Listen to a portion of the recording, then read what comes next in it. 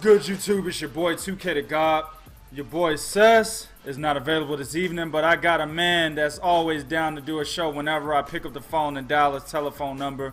It's none other than my man Bo from over in Truth and Facts About Boxing. How you doing, fam? Doing good, man. You know, like you said, man, whenever you make that call, I'm down. No doubt, no doubt. So we just want to do a quick segment.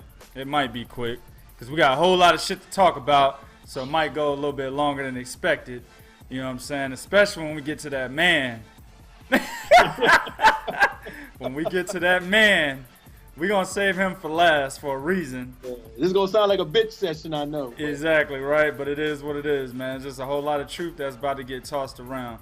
We're going to do a recap of the fights that happened this past weekend, but we're going to start with Dominic Breazeale, his knockout of Ugonoh. Now, Ugonoh was a guy that was, he was coming up and he was actually trying to make a name for himself because people only knew him as the guy that worked out with Joseph Parker. You know what I'm saying? That's what everybody knew him as. Hey, this is dark, built, ripped motherfucker that works out with Joseph Parker. The way he looks like he could fuck somebody up, but I don't know. I never seen him fight. So this fight with Dominic Breazeale was actually supposed to, you know, put his name out there, let everybody know, hey, I'm actually somebody in the heavyweight division. I'm not just some fighter who's in Joseph Parker's shadow. Bo! I know you watched the fight, man. What did you think about this shit, fam? First thing I thought was, this is a casual fan's motherfucking dream. This is Rock'em Sock'em goddamn robot right here. Yeah. So, you know what I'm saying? Motherfuckers want to talk about, we're going to get into it, about that man not having no skill. I didn't see shit that resembles skill between either one of these two motherfuckers. Yeah. All right? I want to say that, but I think, what's the guy, what's his name, Ugonoh? Yeah. Okay. Ugonoh thought he could just run over Dominic Breazeale. He thought Dominic Breazeale was done, was beat up and beat down from what happened when he fought Anthony Joshua, and he just figured he can come out, run this dude over, and take his heart, and that was going to be the end of it. Yep. But what he didn't realize was, you know, and listen, we talk about Breazeale, I know everybody like making fun, you know, talking about this, you know what I'm saying, this nigga had man boobs and shit. He does, bro. But you know what? Dominic Breazeale is not like I remember when him and Anthony Joshua got into it, and it was funny because it's like, nigga, you don't look intimidating at all. Like, nah, hell nah. And it was funny to see him try to punk AJ like, please, nah, you don't look intimidating. But what he didn't understand was he had learned from that AJ fight. He had learned from that loss he took to AJ. Mm-hmm. You know. And just before the AJ fight, he was in a tough fight against Amir Mansour. Yep. So there isn't no quit in Dominic Breazeale. Yep. You know what I'm saying? Like, you even against AJ, he had to really be stopped. The ref had to stop. He was gonna come out. So that, and I thought he felt that, hey, I can run him over. I thought maybe he might have been a little bit anxious. But the thing about it is, and we talk about this is why you can't be a bodybuilder. You can't have muscles in boxing. It requires too much fucking oxygen, too much fucking blood cells to run it. And after this dude would run off 5 punches, this motherfucker needed 5 minutes to recover his breath.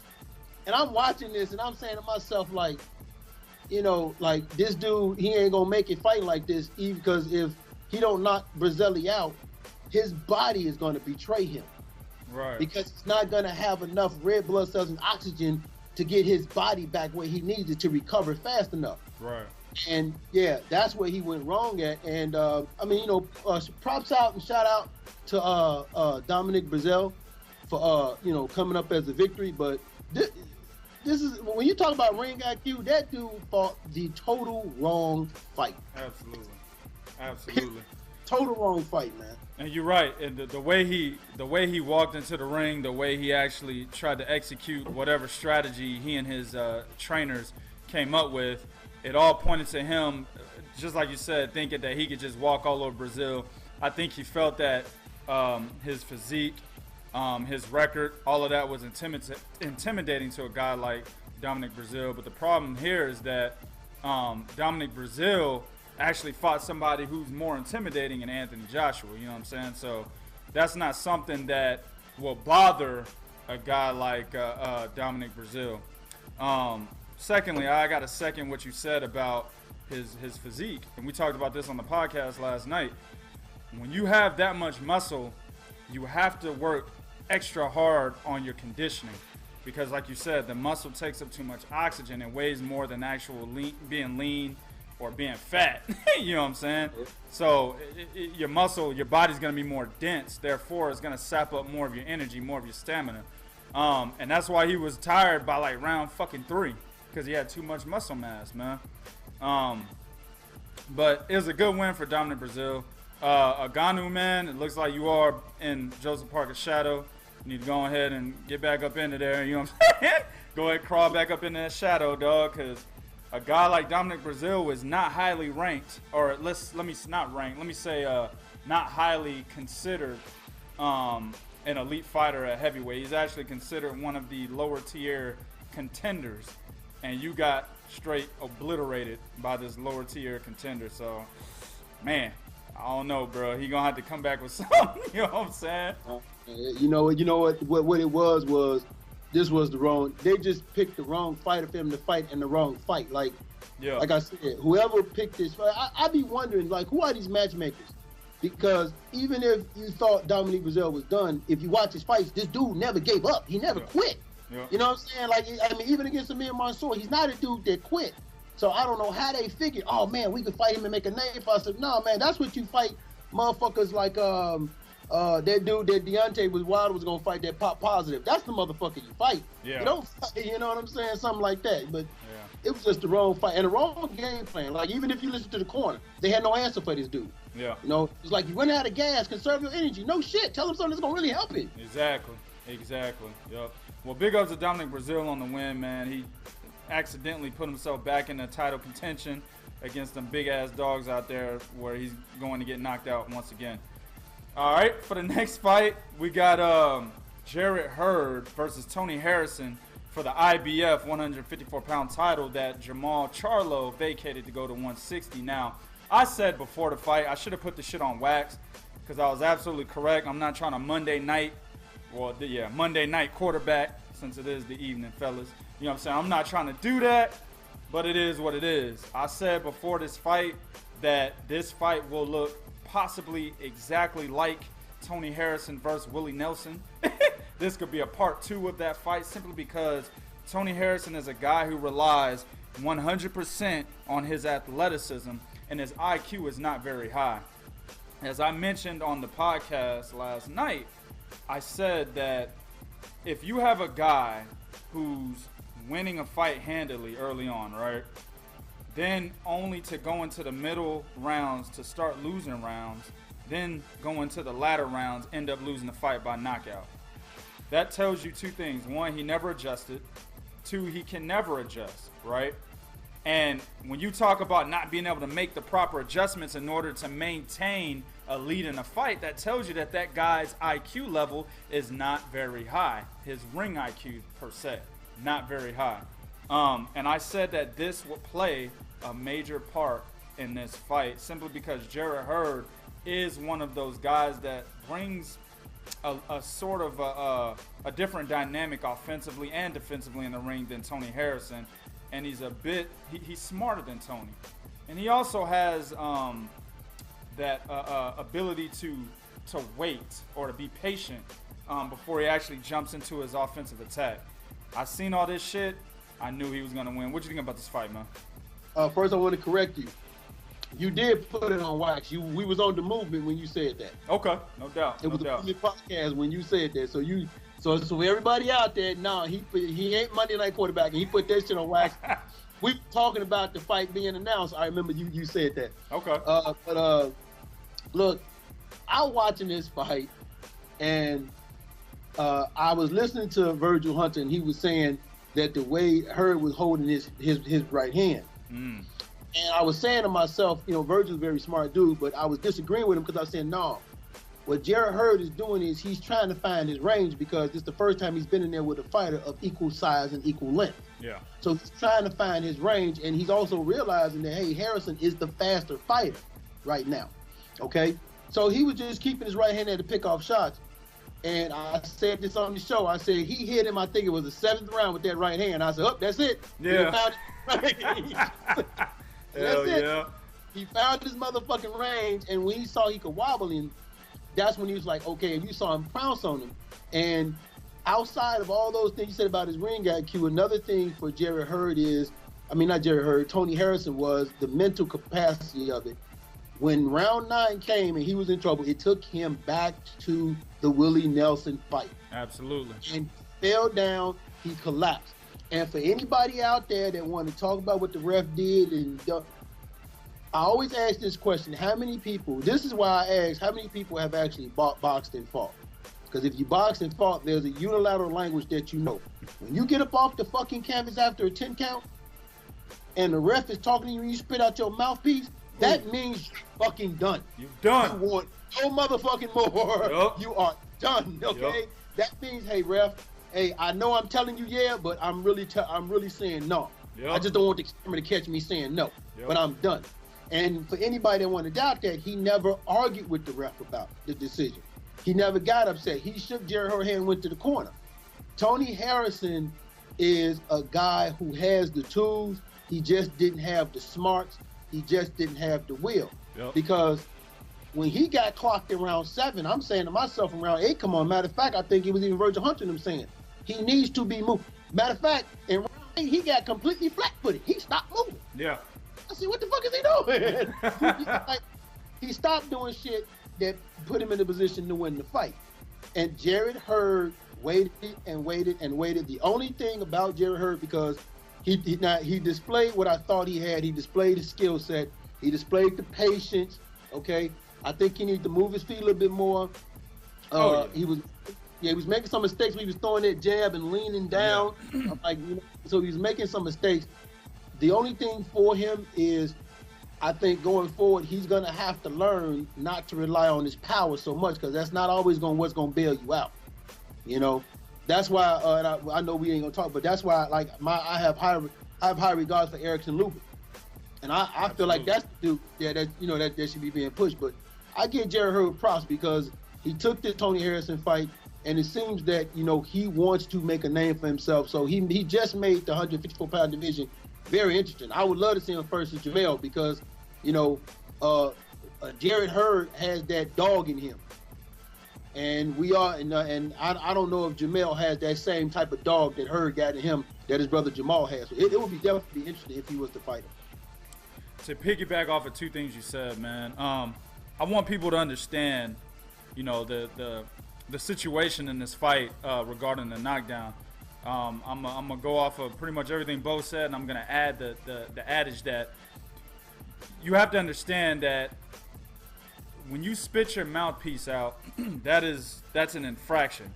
That is breaking the rules. Okay, if the referee catches you spitting your mouthpiece out, you will be warned. Then a point will be taken from you if done again. Okay. Going all the way back to the amateurs, fighters know. If you are recovering from a knockdown and the referee is asking you, are you okay? And you proceed to spit your mouthpiece out, that means you are telling the ref you are done. That is a known technique for fighters to do this, to basically bow out of a fight. This is known all the way back to the amateurs. It's not just professionals. So for people to say that Tony Harrison didn't quit, I beg to differ, because he knew what he was doing as the mouthpiece came flying out of his fucking mouth in front of the ref. He knew what he was doing. Okay. Something else I want to piggyback off of. Jarrett Hurd, bro, he has to work on his movement and his defense, bro. His defense is terrible. And it's crazy because in fights before Jojo Dan, I had seen him display the shoulder roll actually very nicely. Now, this is a testament of, us seeing him display good skills against C-level fighters and then not being able to transfer over to the contenders and possibly the elite level fighters of the 154-pound division. Kind of the same criticisms we have of Triple G and others out there, right, that haven't fought elite level talent. This is a perfect example of how it does not transfer. Against C-level fighters, he displayed pretty decent defense. Against Tony Harrison and JoJo Dan, he didn't. You see what I'm saying? So he's going to have to go back to the drawing board. Even though he is the new IBF champion, he's got to pretty big accolade under his belt right now. He still needs to go back to the drawing board as if he took a loss and try to basically polish the flaws that he has or that he's displaying currently at this point in his career. He's still young. I don't know how old he is. I think he's like 27, 28. I'm not sure. Yeah, but okay, but he still has the upside available to him to basically get better in those areas where he's actually lacking. So it's gonna be interesting to see what happens from here on out. I totally agree with you, Bo. Erickson Lubin should have been the guy that should have been pushing, not Jarrett Hurd. Even I was talking to Sess the other day, like, why the fuck is Jarrett Hurd getting this shot, not Erickson Lubin? Erickson Lubin's the best prospect at 154, not Jarrett Hurd. You know what I'm saying? Y'all sleeping on this dude. They sleeping on him, man, and he's fighting. What's the dude's name? Jorge Cota, some shit like that. He's fighting that cat next. Should blow him out, and then he gets the Jermell Charlo shot. Maybe, if Jermell Charlo fights him. So, yeah, they sleeping on him, man. It should have been his opportunity, but it is what it is. You know, shout out to Jarrett Hurd and big ups to him. Congratulations. But, bro, if you're going to take on any of those other guys, even like an Austin Trout, a guy that's not even a title holder, man. Yeah. Trout schools. He's schools. Exactly, man. You've got a whole lot of shit you need to work on, fam, before you even try to. I mean, literally, Bo, he's going to have to take on a JoJo Dan type of opponent at 154 for his first title defense. Somebody. Exactly, dog. I think honestly give him some problems with that. Yeah. I mean, that's got to be his first title defense, somebody on a C level. Like, real talk, dog. Because he can't beat none of those other cats, none of the contenders, none of the champions at 154. It is what it is. Now, the moment I've been waiting on. Shout out to my subscribers. I know they're going to be like, 2K is tripping. I know they're going to be like that, dog. Specifically, my Breazeale. She always comes at me about hating Deontay Wilder, you know what I'm saying? You know what? I saw that too, man. I was reading her comments too, man. Yeah, she come at me all the time about that. But Deontay can't stop giving me ammunition, dog. He can't stop. We're going to break down the Deontay Wilder versus Gerald Washington fight. Okay. Now, I do want to say this before I hop in here. Deontay Wilder was out with a hand injury. You know what I'm saying? He broke his right hand. You know. That's his power punch hand, dog. That's pretty serious. You know what I'm saying? And bicep and the bicep. Yeah, he tore his bicep, right? His bicep. Yeah, man, that's serious shit right there, no doubt. You know what I'm saying? But that ain't got shit to do with your jab. Because you jab with your left hand. That ain't got shit to do with your foot movement. That ain't got shit to do with you keeping your back on the ropes. That ain't got shit to do with Gerald Washington's pressure. And it ain't got shit to do with Gerald Washington's jab. All of those things were issues that I seen in this fight that go against Deontay Wilder. Lastly, the knockout. You know, Gerald Washington was hurt. There's no doubt about it. Bo, you may disagree. I'm not sure where you stand on this. But Deontay Wilder failed to land the finishing punch.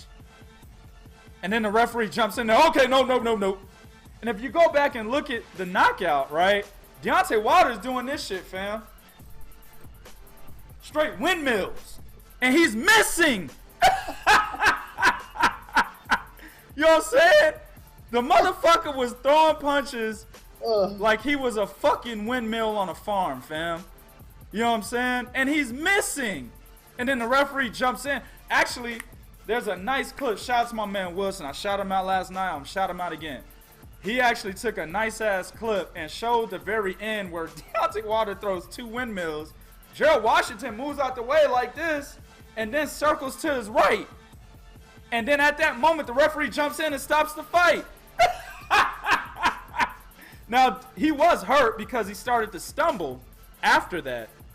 But he's still standing, and he's still lucid, and Deontay Wilder didn't finish him. So why the fuck are you stopping the fight? Bo, what did you think about this fight, man? Man, look. We said this last night. I'm gonna say it again. Now I'm gonna say this. For those that want to say that's all he do is throw windmill punches, bullshit. Yeah. He don't start that windmill shit till you get you hurt. Till you get you hurt. And right. And remember, and me and you talk about that. I said I hate that shit about him because he gets like his name. He gets fucking wild and stupid. It's almost like the thought process to get the dude in that position. He loses it once he gets him hurt. Yep. You know, it's like all that process he went through and that knowledge he had to get in that position to hurt this guy. Once he get him hurt, he loses it. Yep. I saw 10% difference in Deontay Wilder. Damn. That's a lot. I know. well, shit. You can add 5% is because he didn't come in there with that weave in his head. Word. Okay. So 5% he didn't come with that fucking weave in his head. Word. But he threw a jab. He was using a jab. He went to the body. He threw 2 punches to the body. Just all of 2 punches. 2 fucking punches to the body. Okay. 2. And again, I really felt like that all Deontay Wilder is doing is looking to land his right hand because that's his money bailout punch. That's all he's looking to do. And it's crazy because when you see this dude training, he's doing them super fast hooks. Pow, pow. Yeah, he is. Right, you know, he's doing them super fast hooks. He's doing them sliding, punching. I'm like, okay, I better see that shit come fight time. Yep. Otherwise, what the fuck are you showing me this video for? You know, that shit don't do anything. Like, I actually want to know, man, when he's in there with his sparring partner, you know, are they faking like they hurt and stepping back and looking at him like, okay, do your thing? Yeah. It's crazy, but you got to give it to him from this aspect. He does, like, even in all his fights that are hard fights, and I said this, Deontay Wilder is a B-level fighter, even B- with elite level power. That's really what he is. His power changes everything. But I give him credit as far as he doesn't fold under pressure. When he was fighting through hoppers and his eye swole up, when he broke his hand in his bicep against Areola, he didn't give up. Even in the fight when it wasn't going his way against Spilker, you know, he didn't give up. And even Gerald Washington. But what people got to understand is Deontay Wilder is an American heavyweight champion holding the most prestigious belt in boxing. Yep. And holding that belt, that shit comes with criticism, especially when you fight the way this dude fucking fights. Yep. Okay? If you're going to get criticized when you're the only motherfucker in the division doing this shit, nobody else is doing that shit. Nobody else in your division is doing that shit. When you're the only motherfucker doing that shit, you're going to get criticized. Yeah. Okay? Now, the heavyweight division has never been a division about being skillful. It's always been about power. But you have to display some level of skill. And I think people focus on when Deontay don't display it, they get wild about it. Yep. But his footwork, and I said this, man, he needs a new trainer. I like Mark Breazeale. Mark Breazeale was probably one of the best amateur boxers there was. Now, most people will argue he didn't live up to his full potential as a professional, right, as he would. Right. I believe he's reached the end of what he can learn with Mark Breazeale because, again, this is 38th fight, and I'm not seeing no improvement. Jarrett Washington was doing feints, and Deontay was doing this shit. Oh, my God.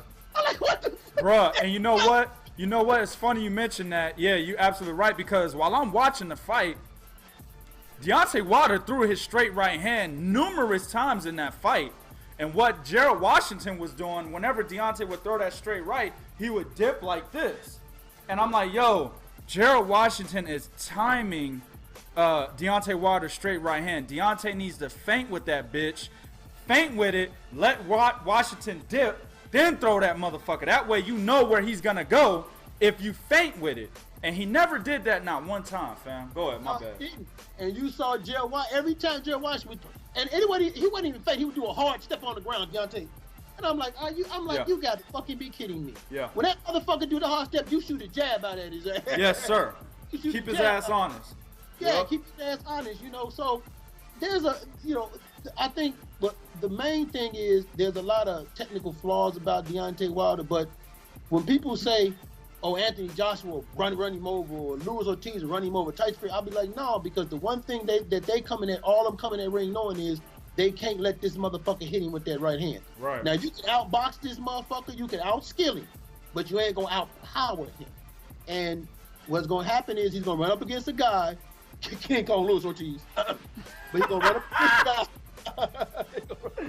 Oh shit. He's gonna run up against a guy that has the skill set and the IQ to offset that power.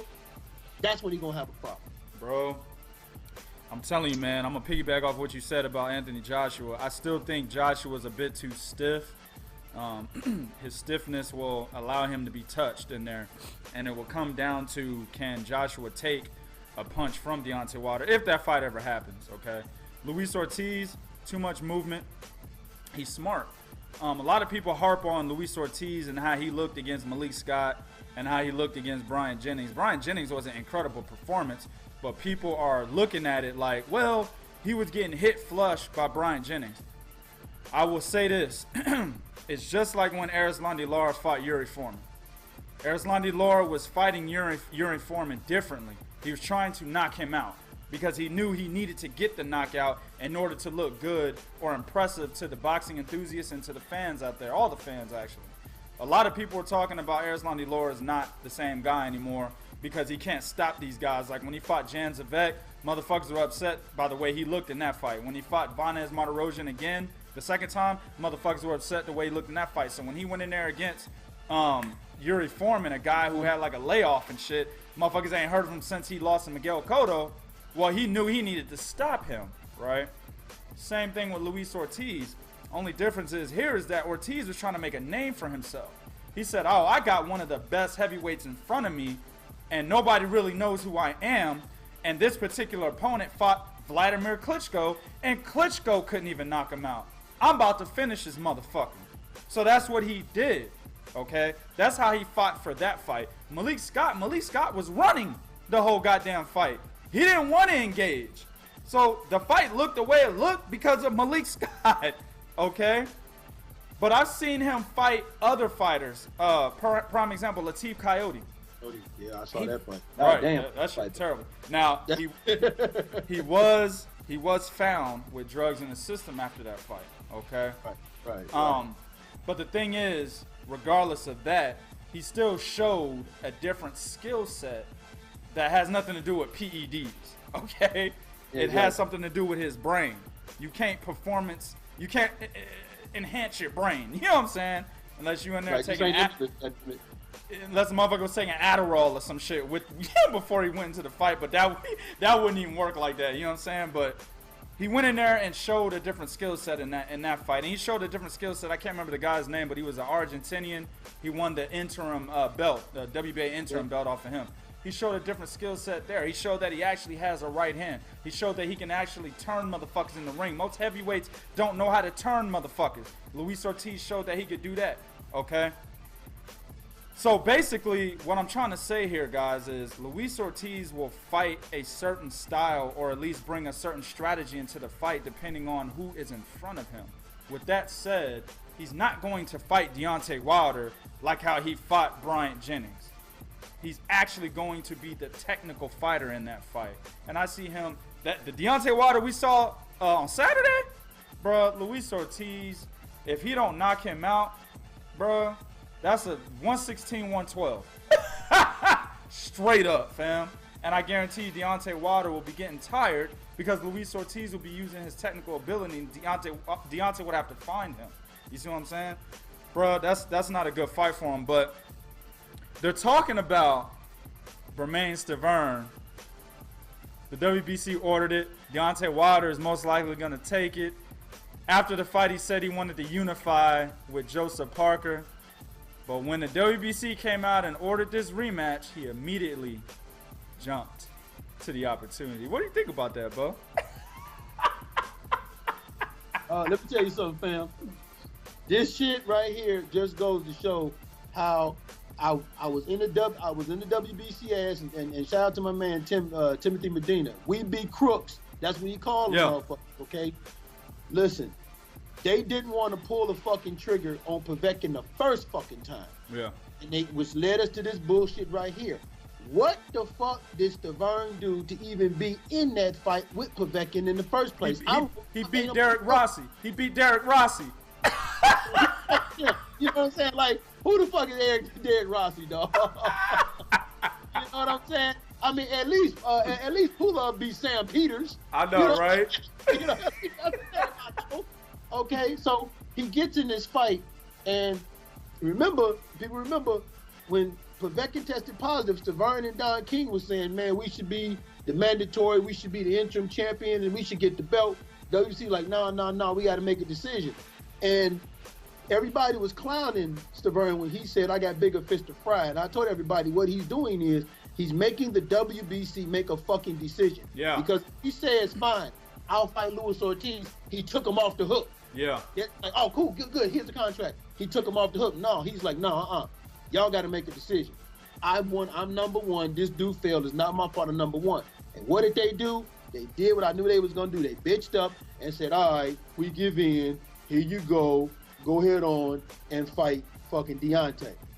And by doing this, what Deontay did was he made himself a marked man by jumping at this opportunity. And I know people going to say, hey, it's a mandatory. Deontay Wilder could go to the WBC. He can say, listen, I'm going to give this motherfucker step aside money.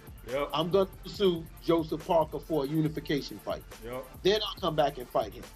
And if Joseph Parker with Bob Rank would have said, nah, we don't want to look that way. Okay, everybody, I tried. Hey. Going to fight Stiverne. He could give him step aside money on the premise of possibly being the next fighter to take on the winner of Anthony Joshua, Vladimir Klitschko. The WBC could fucking allow that too. We'd have 3 belts on the line for that fight. So I'm pretty sure the WBC would love to see that shit. Now, I'm not saying they would agree to it. But the point is, like my man Bo just said, Deontay is not looking to actually challenge himself. Think about who he's fought since he won the WBC title, and not everybody is failing drug tests, people. They just started failing drug tests. You know what, though, 2K? I want to say something about the drug test shit. That shit was 20 motherfucking, 15 or 16 when that shit happened? Whatever. It's 2017. I don't want to hear that no more. Yeah. Okay? If we sit here, we say, hey, don't talk to me about Rigo beating Donaire. Don't talk to me, about such a... Then guess we got to do this with Deontay, too. I don't want to hear that shit no more about the motherfucking Povetkin failing the drug. I don't want to hear that shit no more. Yeah. That shit is 2018, man. Absolutely. Leave that shit alone. Look, man, Povetkin ain't in nobody's rearview mirror right now. No. If telling me you want to ranked. If you grab a microphone and you say, I want to be the greatest American champion there ever was, well, what do? You go out and you make fights to be there. Anthony Joshua went from fighting a D-level fucking Dominic Breazeale to the best motherfucker of the last 10 goddamn years. Absolutely. In 18 fights. In 18 fights. There's nothing you can... I'm sorry, Deontay. If I'm Anthony Joshua, and I'm glad I'm on the show because I argue with you about it, but now I agree with you. Yeah. If I'm Anthony Joshua, I'm talking shit to you, bitch. I'm fighting the big dude. Who fucking fight? You fighting puppies and shit. I'm fighting dogs. Hell yeah. That's exactly what I say to him, man. Hell because I'm maybe lighting a fire underneath him and get him going, but I really feel like Deontay was just really too quick to jump and accept this Stiverne mandatory fight, man. I mean, and I'm going to go back to what I was saying earlier. He beat Breazeale Stiverne. I don't know the order of his opponents because I don't fucking care. You got Eric Molina, Johan. It was Stiverne. Post Stiverne. You got Eric Molina, Johan Duhaupas, Spilka, Chris Arreola. You know what I'm saying? Gerald Washington. Now, the Chris Arreola and Gerald Washington fights, I'll take those down, okay? Because Povetkin failed a drug test for the Arreola one. Actually, fuck that. I'm going to put Gerald Washington back on there because he was fighting some nigga named Andre Wack. You know what I'm saying? The fuck is he? You know what I'm saying? Who the fuck is that dude? Wait a minute. He was ranked 1 rank below Washington. That's the fuck. I know. He went up 1 rank. Now, Luis Ortiz, he fucking enrolled in Nevada, and the WBC said, yeah, you're ranked number 2 now. Deontay was like, nope, not fighting that guy. And the WBC knows better. Luis Ortiz has done way more than Breazeale Stiverne. Those two should be switched. Hell, I'm almost ready to say Breazeale Stiverne and Kubrat Pulev, who's at number 3, might need to be switched. You know what I'm saying? But Luis Ortiz should definitely be number 1 in the WBC, and the fucking mandated fight should have been Deontay Wilder and fucking Luis Ortiz. I'm sick of this bullshit, man. Hey, if you can mandate Fez Oquendo and Shannon Briggs, oh my You can mandate Luis Ortiz and Deontay Wilder. That's a fight that's worth $15K. Hold on, wait a minute now. Hold on, man, go get this. Look, your boy Frez get 5K, Shannon Briggs get 10. Hell nah. Make no goddamn sense, man. I don't. Message to Deontay, man, please, brother. You need to seek the bigger fights in your division. If the motherfuckers don't want to fight you, hell, we will help you. We will protect your image. If you call these motherfuckers out and they're like, nah, they doing everything underneath the sun like Billy Ho Sanders is doing was doing for Triple G, you know what I'm saying, all last year, we will hold them niggas to the fire and we will protect your image, okay? But in mentioning Triple G, we cannot hold Triple G to the fire for not fighting the bigger fights in his division, right? All this time, and then give Deontay Wilder a pass. We can't do it. We can't do it.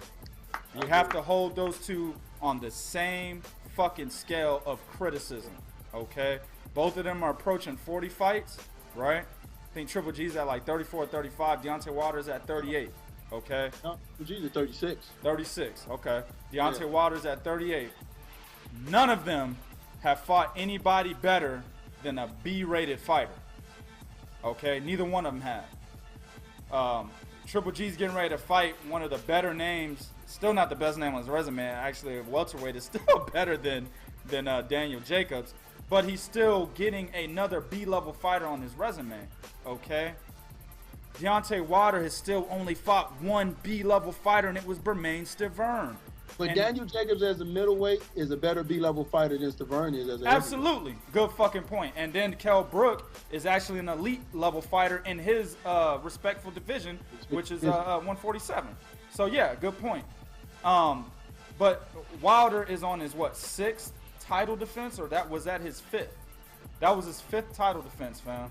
Because you got Molina, Duhapa, Spilka, Areola, and Washington. That was his fifth title defense. Damn. And exactly. All C-level fighters, fam, and one D-level. That's cut it, man. It's not gonna cut it. And you know what? I said this on a podcast. Shout out to my man on Main Events. I said this on his podcast. I said, if Anthony Joshua loses to Vladimir Klitschko, I still give his loss to Klitschko, in my opinion, is better than Deontay Wilder's victory against Gerald Washington. Absolutely, 100%.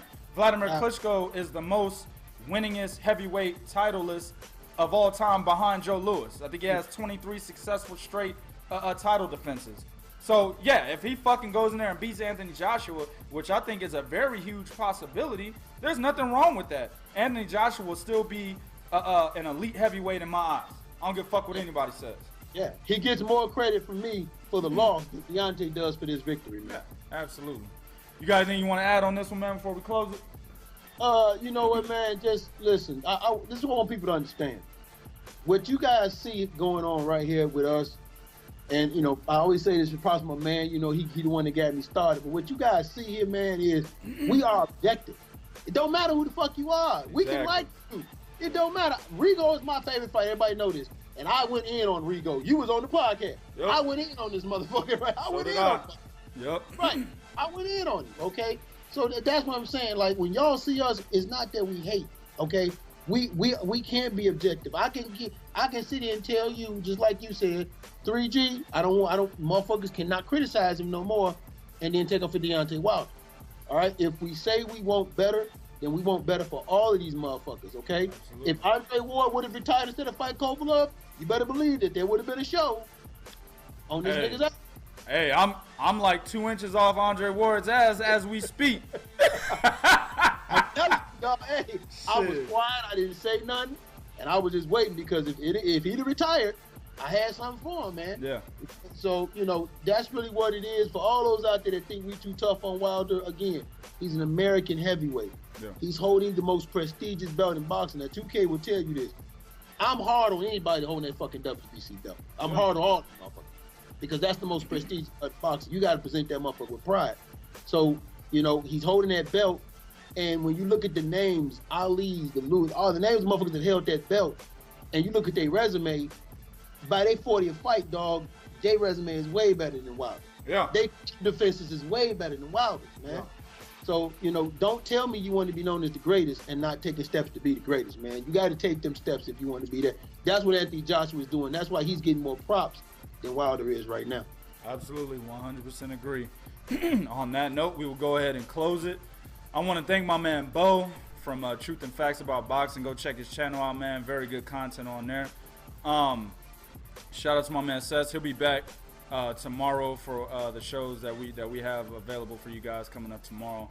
YouTube, do what you do in the comment section and be real. This is real talk for real fans. 1.